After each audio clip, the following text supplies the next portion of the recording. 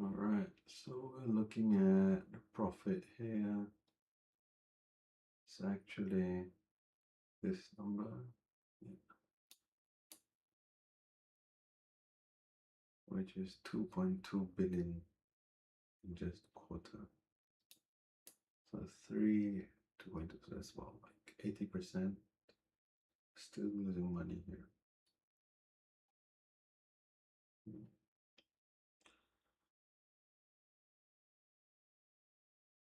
Earnings per share, yep, that's not so good, but it's not, it includes the losses from the unrealized loss from the unrealized Bitcoin. Okay. Yep. Total assets. So this is good. Yeah, this one is good. Right. We're looking at an equity to asset ratio. It's pretty high. So 86%. Right. That's really high. And I guess that's very good.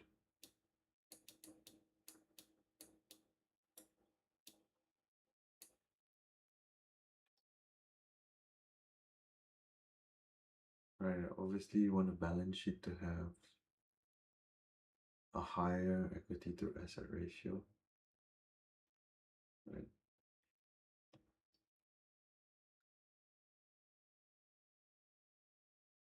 Yeah, so this section is about the guidance.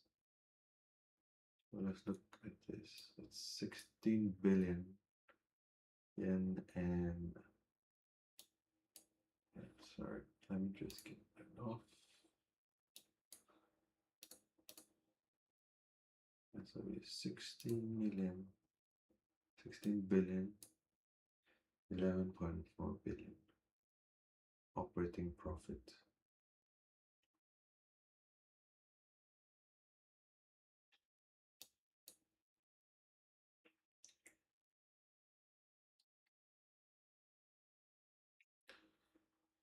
Disclosure of the consolidated earnings forecast for the second has been omitted. Yeah. I guess it doesn't make sense to have quarter by quarter forecast. Okay. Yep, new consolidated companies. I'm guessing that's 100% subsidiary.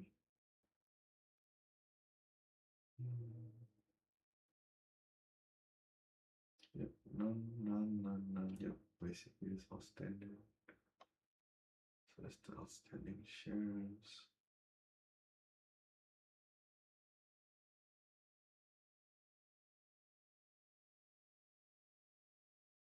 So that's the dividend payments. So we're looking at, yep, so that's the total dividends per year. It's 289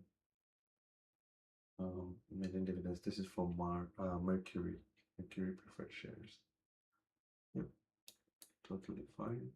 And that's all I need to cover on the Bitcoin income generation. So we're looking at 289 million yen. But when we look at operating profit, right here, we're already at 2.2 billion. So yeah, I would say easily cover this.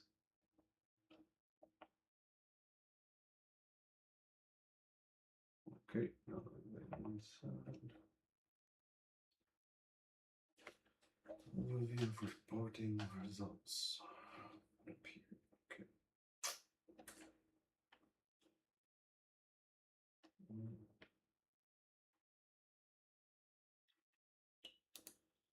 It's actually very interesting. So look at this.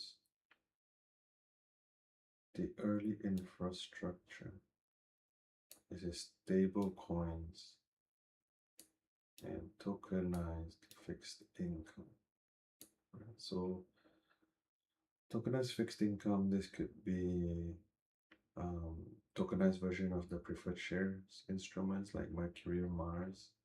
It could also mean other Bitcoin backed instruments like Bit bonds or other packaged products, maybe even Bitcoin covered call ETFs. This could mean it's actually quite a huge basket of products, I think, in here. Alright, stable coins because of the JPYC. Alright, Metaplanet's got already investment in this. So I think this is actually how it ties together, where investors um, could transact between the JPYC and the tokenized Fit come back and forth. So this is essentially a ramps, right? These are the rails to connect from JPYC to the tokenized and back and forth, right?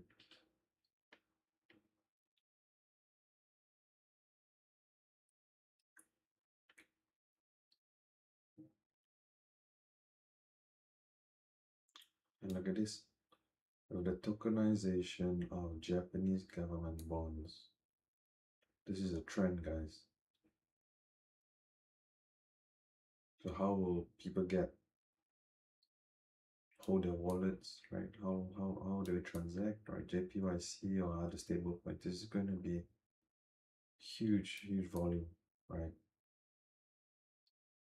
Connecting to this Japanese government bonds.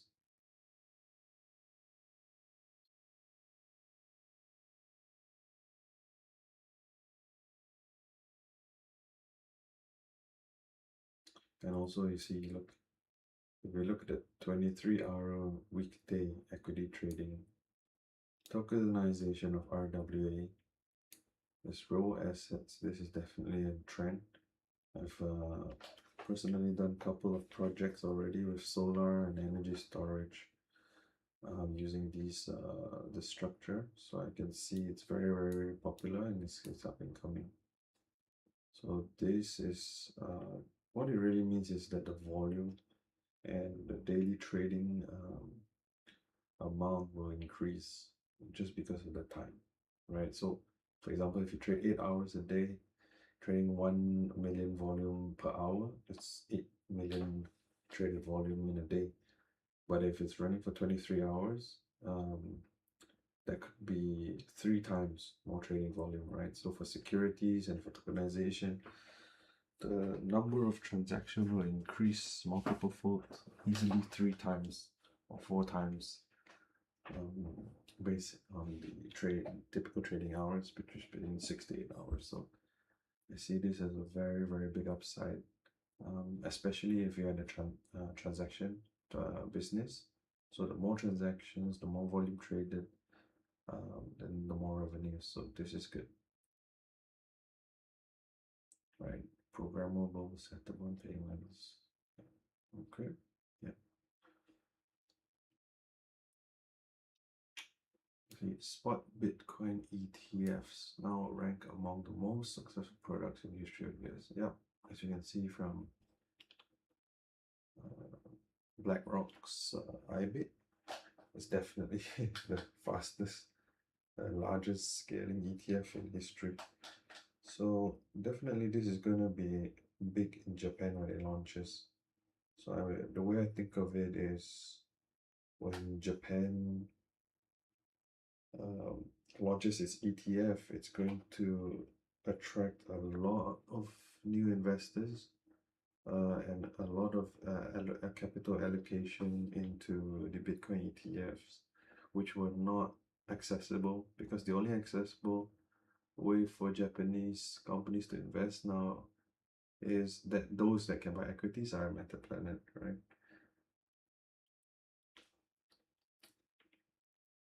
So what happened in the US when the ETFs was launched, we could see that strategy actually made a historic run, right?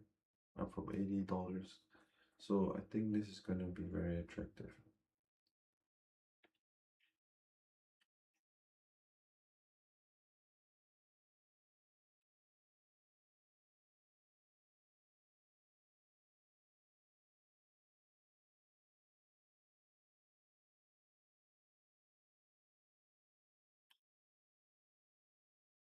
Metaplanet, 87% of all BTC is basically the dominant force in Japan. I don't see any other company coming close to Metaplanet in Japan or even Asia for the matter. If you look at SoftBank and other larger banks like Nomura, SBI, yeah, they can get involved in the industry, but for them to acquire this much Bitcoin, I mean, just look at Coinbase, right? These guys are not going to be able to accumulate so much BTC.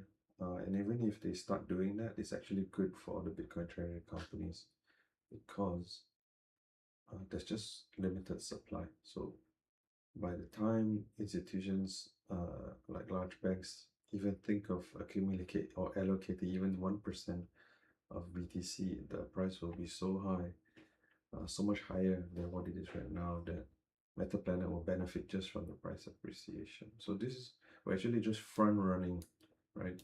Front running the future. So what happens if, right? Front running. So what happens if Metaplanet launches these products, right? That give really decent yield and even bit bonds, and other banks would want to enter this market. There's two things they can do, right? So one is they can buy Bitcoin themselves, or they could borrow the Bitcoin from Metaplanet and package it themselves, because they won't have to come up with the capital to buy Bitcoin outright, and they won't the Metaplanet could underwrite the risk as well. So for banks, this could be quite attractive.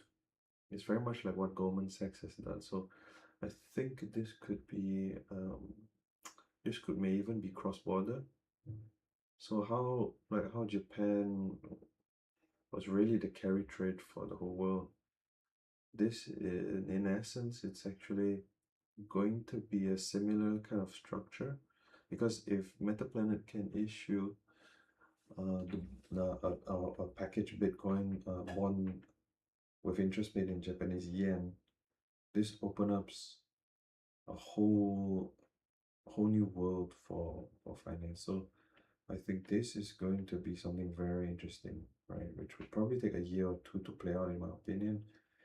But yeah, this is definitely coming.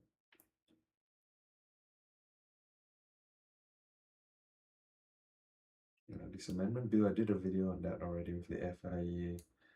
So we got you see, it's only expected to take effect in fiscal year 2027, right? So from April 27 to 28. So there's still some time before we see it. We see it come into in effect.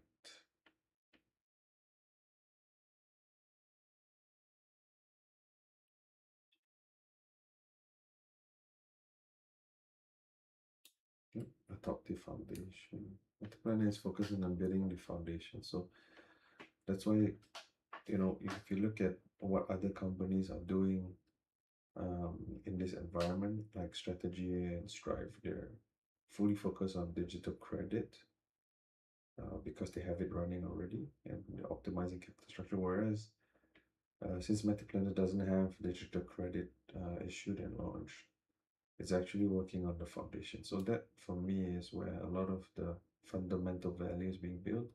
Yeah, the share price doesn't reflect it now because you can't really value something that hasn't already been it has a very clear roadmap of what it's going to be. So I expect this to take some time still. Yeah.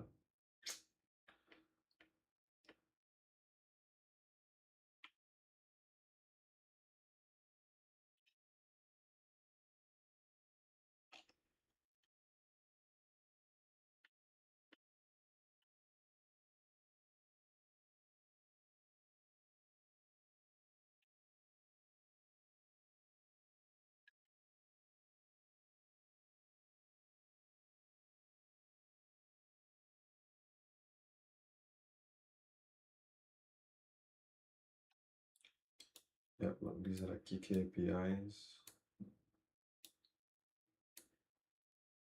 Yeah, I know this MNAV is their KPI. They can't really do anything about it, in my opinion, right? They can, I wouldn't say manipulate, but the only way for them to increase the MNAV, which is they can control, is to buy back shares, right? And then they increase um, the multiple of the uh, market value or within that Bitcoin asset. So yeah, nothing much you can do about that.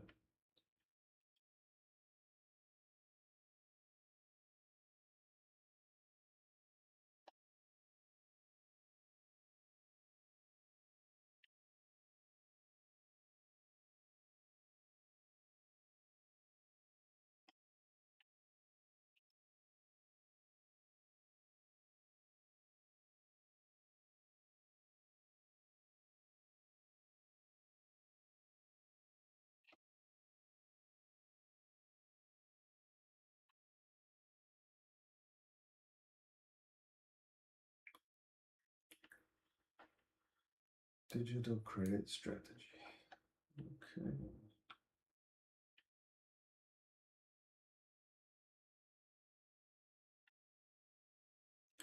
Look, please take note.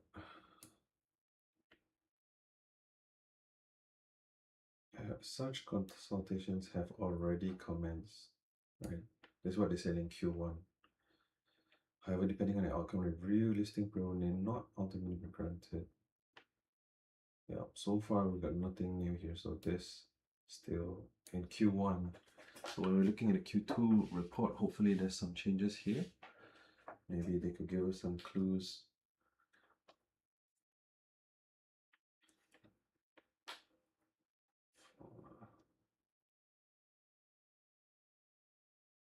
Company continue to pursue option-based income strategies.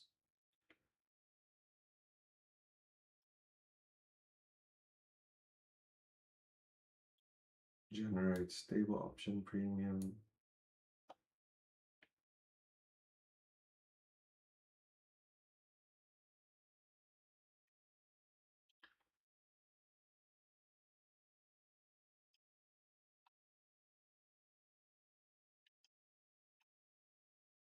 Okay, so we look here.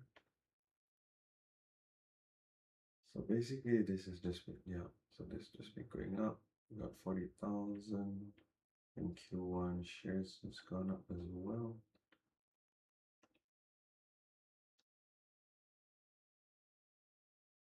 But I mean, guys, come on. I mean, if we just look at this, right,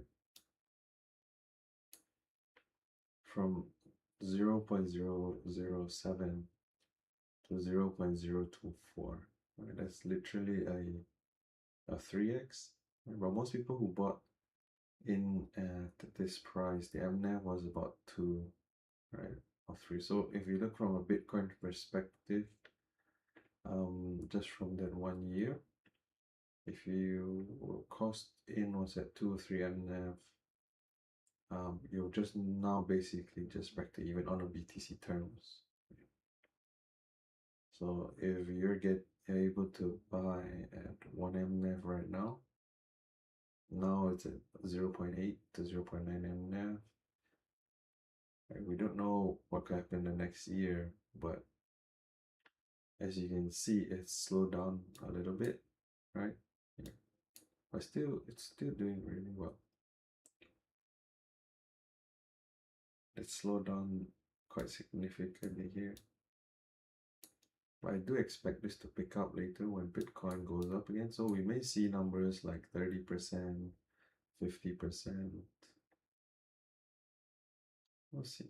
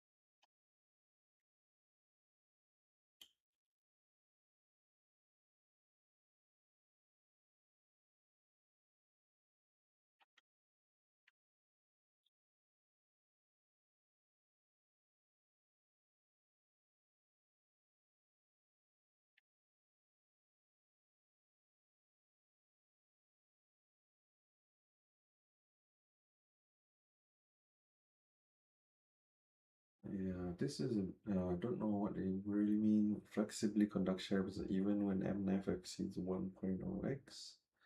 I don't think there's a need to buy back shares if the MNAV exceeds 1.0. Doesn't make sense because you're essentially paying a premium to buy the share. So I don't know what this sentence is for.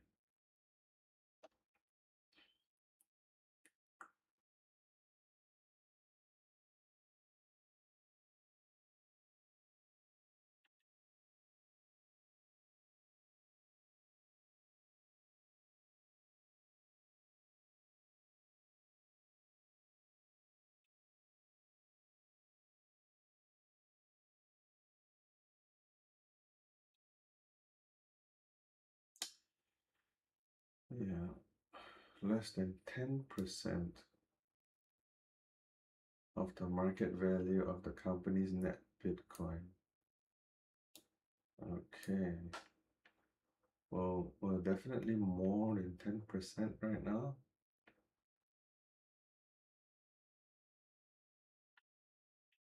Yeah, definitely more than 10%. So I think the way to look at it is the management's view of the market is that it's probably bottoming, right? That's the only reason why they want to take this opportunity to buy more Bitcoin at these prices.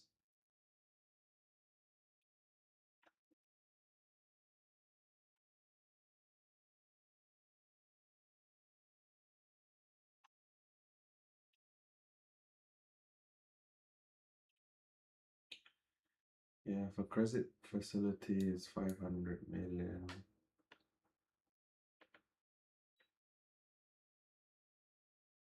Yep, it's collateralized, right? Almost people asking me before whether it was collateralized. Yes, it is.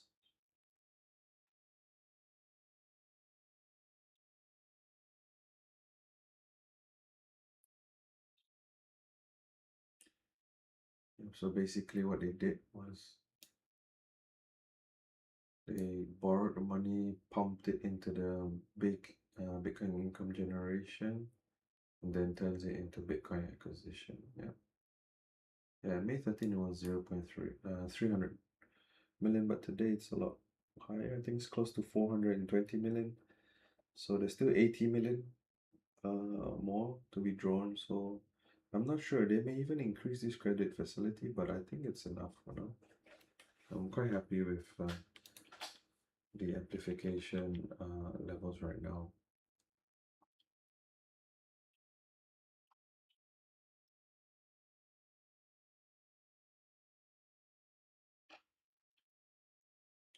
These are just standard KPIs.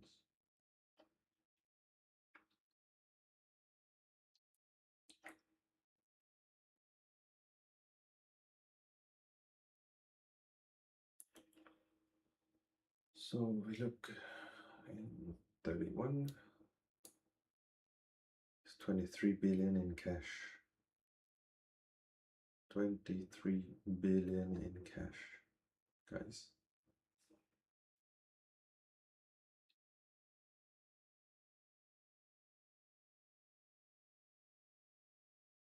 Interesting. They had a USDC over here.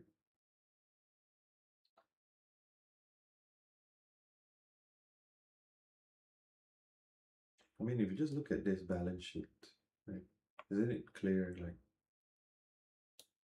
you see Bitcoin, you see the cash, but this,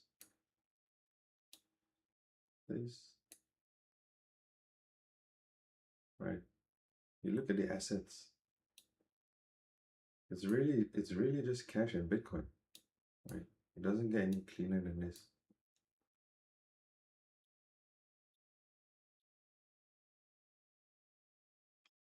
So we're looking at total assets of 466 billion. Right, this is the balance sheet.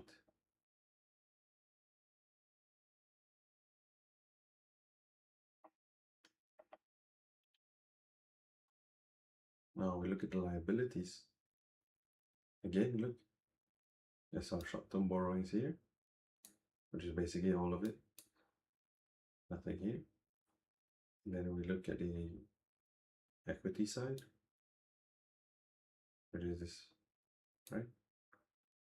So we look at it and we think, okay, there's 466 billion worth of assets, right?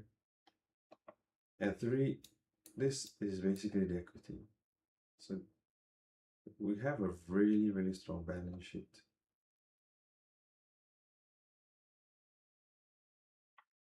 It's basically just, it's money.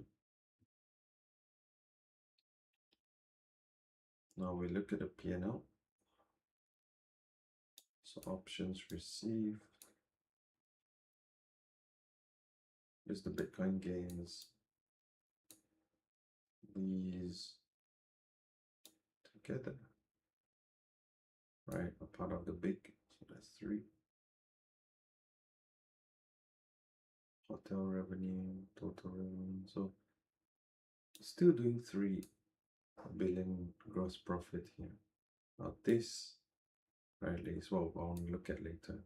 Like how large is this expenses? Like these are the unrealized losses based on Bitcoin movement. But yeah, that's it. That's basically it. You can't get any simpler balance sheet and profit and loss statement than this, guys.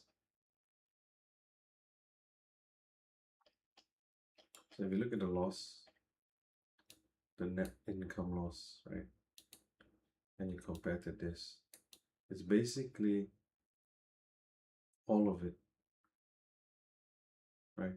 It's basically all the Bitcoin evaluation losses impacted bottom line. That's it.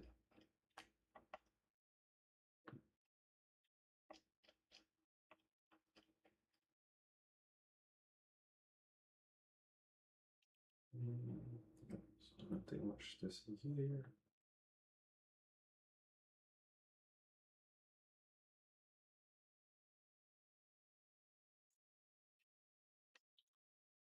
Oh guys, I'm getting a bit sleepy.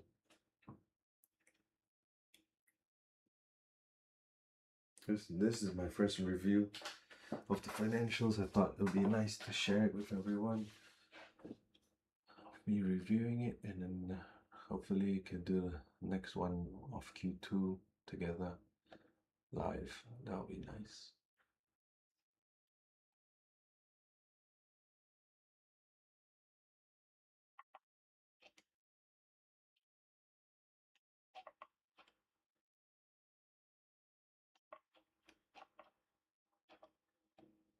Okay, so we look at it from a segment perspective, right? This is interesting. So we can see the total segment profit, 700 million, right? Hotel business, 43 million. So in total, 740 million, right? Consolidated incomes at 590. So they're looking really at 600 million. Right? There's really no issues here.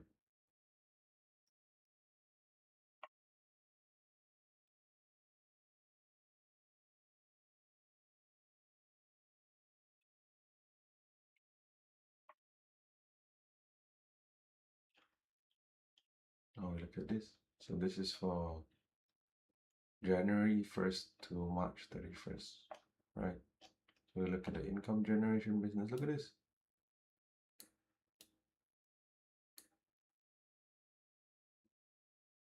Right. So the adjustments to segment profit, right? If you look at this note, corporate expenses not allocated to any reportable segment. These consist primarily of general and is not reportable to the segments. Right. So you can see that's this, which is this. So the corporate expenses of 600 million. Right, so 600 million out of 3 billion. It's about 20%. Right, 20%. So definitely this is an area maybe they can control and reduce to further increase the profits. I'm not sure what exactly is in here, but perhaps next time they can make it clearer, right?